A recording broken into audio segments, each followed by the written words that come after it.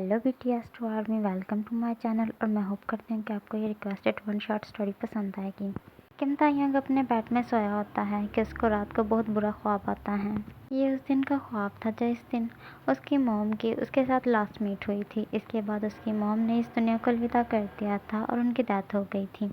वो जल्दी से उठ जाता है क्योंकि वो इन लम्हों को बिल्कुल भी याद नहीं करना चाहता था जब उसकी मॉम ने उसको अलविदा कहा था और अपनी आखिरी सांसों को भी लेना बंद कर दिया था।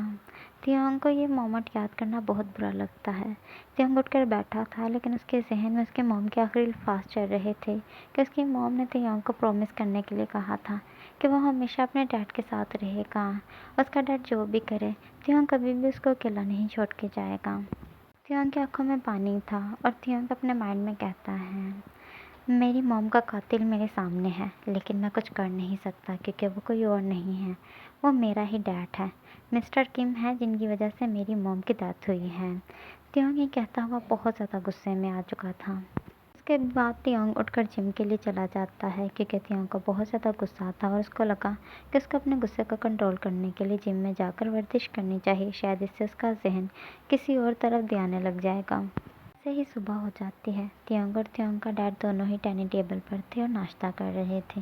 तियोंग का डैड कहता है, ते आज मुझे अपनी गर्लफ्रेंड के साथ अमेरिका जाना है। बिजनेस का काम तो तुम ही संभालते हो, मैं पहले भी कोई काम नहीं करता, तो मैं होप करता हूँ कि तुम्हें मेरे जानने से कोई मसला नहीं होगा।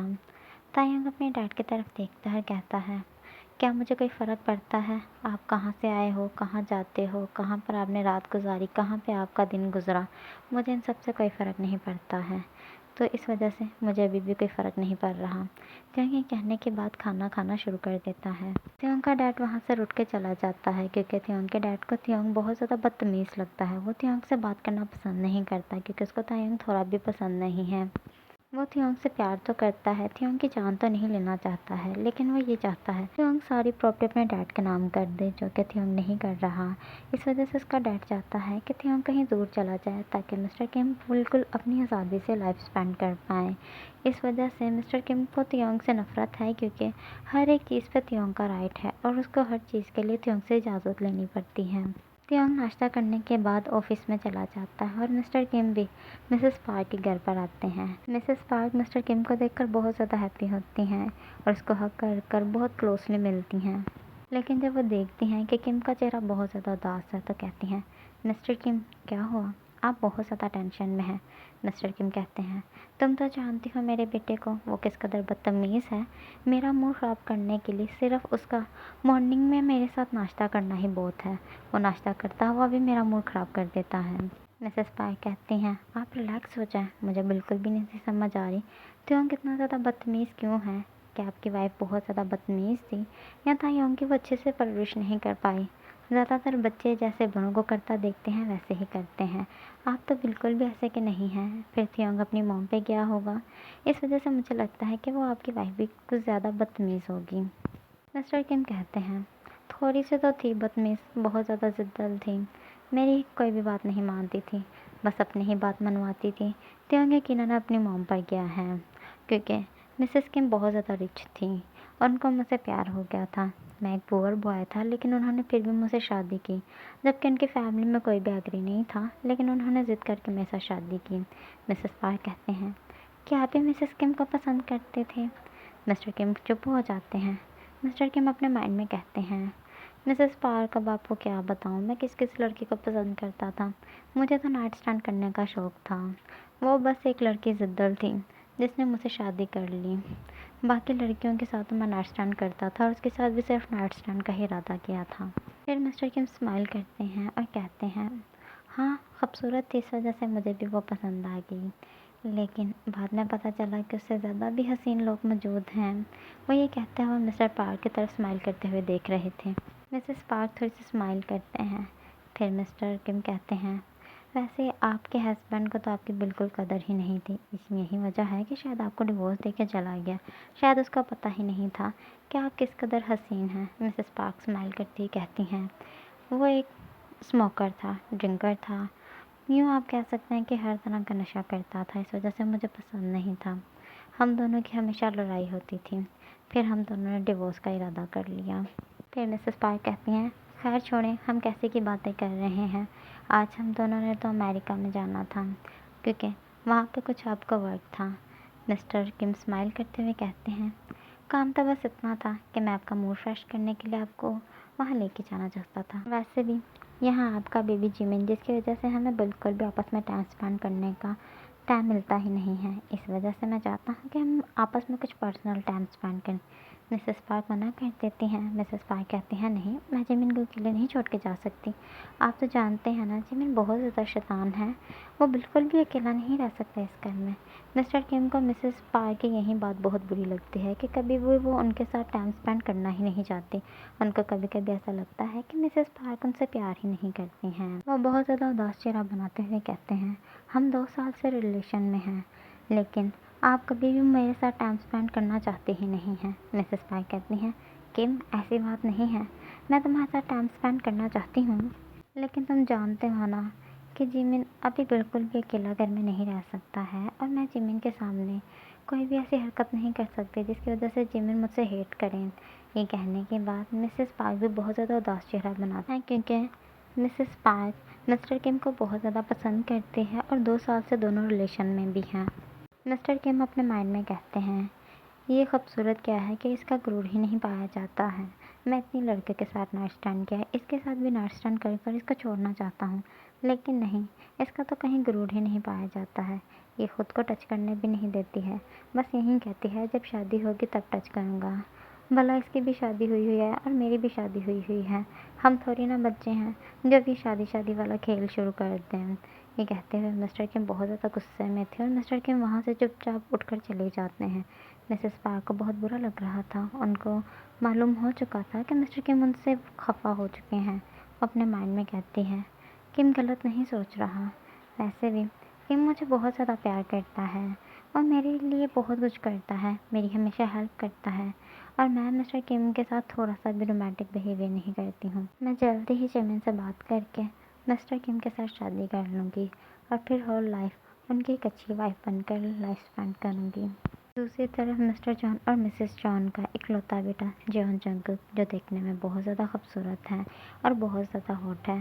पूरे कॉलेज के लड़कियां लड़के जंगकुक पर क्रश रखते हैं क्योंकि जंगकुक खूबसूरत होने के साथ साथ दिल का भी बहुत अच्छा है। यही वजह है कि वो पूरे कॉलेज के स्टूडेंट का क्रश है, लेकिन जंगकुक की क्रश सिर्फ जिमिन है। जंगकुक जिमिन को बहुत ज़्यादा पसंद करता है। जिमिन और जंगकुक चाइल्डहुड फ्रेंड हैं। दोनों ही आपस में बहुत ज़्यादा प्यार करते हैं। मतलब जंगकुक जिमिन को एक लवर पसंद करता है, लेकिन दूसरी तरफ जिमिन सिर्फ जंगकुक को एक फ्रेंड फील करती है। आज जंगकुक ने अपने माइंड में प्लान बनाया था कि वह जिमिन को प्रपोज करेगा। इस वजह से आज वो बहुत अच्छे से रेडी होकर आया है और हाथ में रेड कलर का फ्लावर लिए हुए पूरे कॉलेज के सामने घुटनों के बल बैठता है और जिमिन को प्रपोज करता है। जिमिन पूरे कॉलेज की तरफ देख रहा था। सब देख के यही सोच रहे थे कि जिमिन बहुत ज़्यादा लकी है कि उसको जंगकुक ने प्रपोज किया है। जिमिन फ्लावर ले लेता है और जंगकुक को खड़े करते हुए कहता है, जंगकुक, क्या इसका आँच मुझे आज ही करना होगा? तुम क्या मुझे थोड़ा सा टाइम नहीं दे सकते हो? जंगकुक स्माइल करते हुए कहता है, बिल्कुल भी नहीं जिमिन, तुम्हें आज ही रिप्लाई करना होगा। तो जिमिन उसको आई लव यू टू का रिप्लाई कर देता है, जिसको सुन के पूरे कॉलेज के स्टूडेंट हैप्पी हो जाते हैं क्योंकि सबको ही लगता था कि जंगकुक और जिमिन में कुछ चल रहा है, लेकिन वो इजहार नहीं कर रहे हैं। ये सुन के जंगकुक भी जल्दी से जिमिन को हक करता है। जंगकुक और जिमिन दोनों ही पूरे कॉलेज में बहुत ज़्यादा फेमस हैं क्योंकि उन दोनों का बिहेवियर भी बहुत अच्छा है। दोनों टॉपर स्टूडेंट हैं और दोनों ही बहुत ज़्यादा खूबसूरत हैं और बहुत ज़्यादा लोगों के क्रश हैं। जंगकुक और जिमिन के सारे फ्रेंड चीख रहे थे, क्या तुम दोनों को किस करनी होगी? जिमिन थोड़ा सा कंफ्यूज हो रहा था क्योंकि वो इतनी जल्दबाजी में जंगकुक के प्रपोजल को एक्सेप्ट करने के बाद अपने रिलेशन को आगे नहीं बढ़ाना चाहता था। लेकिन जंगकुक जिमिन के फेस को पकड़ता है और कहता है, क्या तुम रेडी हो? जिमिन ना चाहते हुए हाँ में अपना सिर हिलाता है तो जंगकुक अपने लिप को उसके लिप के करीब लाता है, लेकिन जिमिन अपनी आइज़ को बंद कर लेता है और जंगकुक उसको एक किस करता है और फिर जंगकुक स्माइल करते हुए कहता है, जिमिन जस्ट रिलैक्स, ये सिर्फ एक किस था, इससे ज़्यादा कुछ भी नहीं है, तुम्हें घबराने की ज़रूरत नहीं है। जिमिन कहता है, मैं घबरा नहीं रहा था क्योंकि जिमिन की हमेशा ही आदत है, वो सबके सामने कूल बनने की कोशिश करता रहता है। फिर जंगकुक और जिमिन की फ्रेंड जेनिन के करीब आती है और कहती है, वाओ, मुझे पहले ही पता था तुम दोनों में कुछ चल रहा है, बस तुम दोनों छुपाने की कोशिश कर रहे हो। ये सुन के जंगकुक स्माइल करता है, लेकिन जिमिन शॉक होते हुए कहता है, जैनी ऐसा कुछ भी नहीं चल रहा। जैनी स्माइल करते हुए कहती है, सबके सामने किस कर लिया और अभी कहते कुछ नहीं चल रहा। तो जिमिन कहता है, मतलब अब चल रहा है, पहले नहीं चल रहा था, पहले हमें ऐसी कोई भी बात नहीं थी। जंगकुक कहता है, जिमिन लेकिन मैं तो तुम्हें बचपन से ही प्यार करता हूँ और तुम्हें बहुत ज़्यादा पसंद करता हूँ। मैंने कभी भी ये उम्मीद नहीं की थी कि तुम मेरा प्रपोज़ल एक दिन एक्सेप्ट कर लोगे। मैं बस अपने जहन को ये कहता था कि अगर तुम एक्सेप्ट करो या मुझे रिजेक्ट करो, लेकिन मैं हमेशा तुमसे प्यार करता रहूँगा। जिमिन ये सुनकर स्माइल करता है और कहता है, जंगकुक क्या तुम मुझसे ट्रू लव करते हो? जंगकुक स्माइल करते हुए कहता है, तुम्हें क्या लगता है? जिमिन ये सुनकर खामोश हो जाता है और अपने माइंड में कहता है, क्या इस टाइम भी ट्रू लव हो सकता है?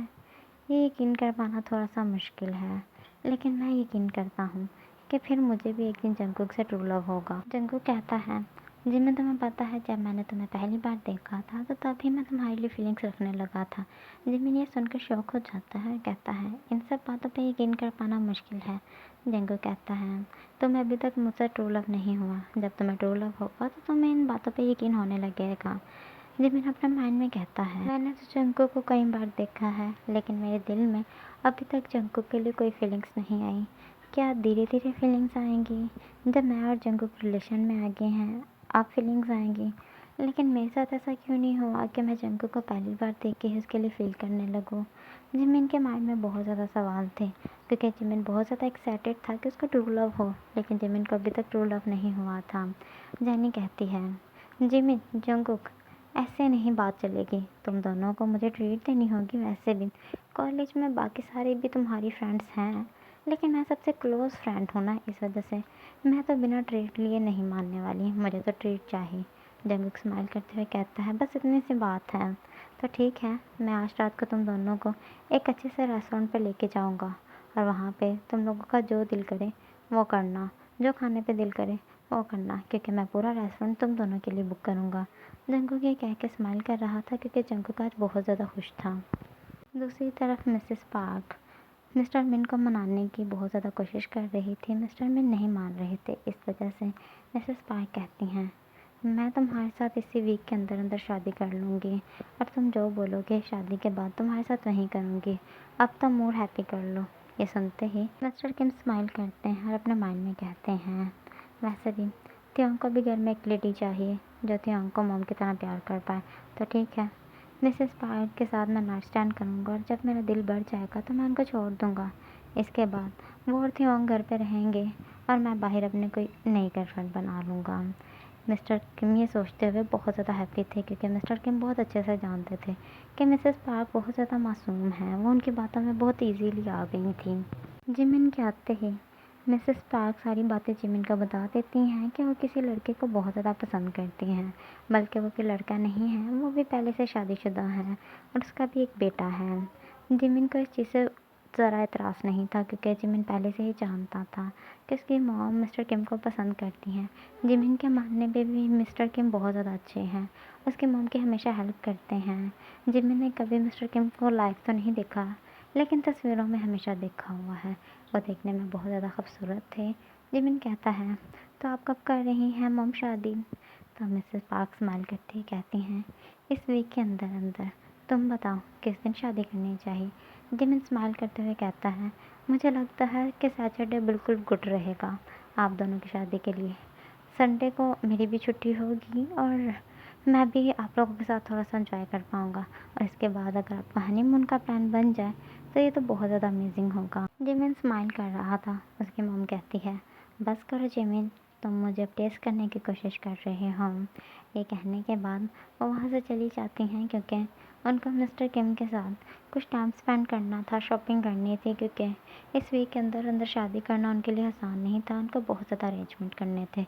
दूसरी तरफ ताकि उनको इस शादी के बारे में कुछ भी नहीं बताया गया था। त्योंग का फ्रेंड पार्क बुकम त्योंग को कहता है, ते तुम्हें पता है तुम्हारा डैड शादी कर रहा है? ते कहता है, क्या मुझे फ़र्क पड़ता है बुकम? मुझे कोई फ़र्क नहीं पड़ता। यही वजह है कि मैं डैड पर बिल्कुल भी नज़र रखने के लिए किसी को नहीं छोड़ा, क्योंकि मुझे डैड से कोई फ़र्क नहीं पड़ता है। बुकम कहता है, सीरियसली तुम्हें कोई फ़र्क नहीं पड़ता? तुम्हारी स्टेप मॉम आएगी और तुम्हारे साथ बहुत बुरा बिहेवियर करेगी। वो तुम्हें इस घर में रहने भी नहीं देगी। त्योंग स्माइल करते हुए कहता है, ये घर भी मेरे नाम है, बिजनेस भी मेरे नाम है बुगम, तो वो मुझे रहने नहीं देगी, ऐसे कैसे हो सकता है? बुगम स्माइल करते हुए कहता है, शुक्र है, मुझे तो बहुत ज़्यादा टेंशन हो रही थी तुम्हारी।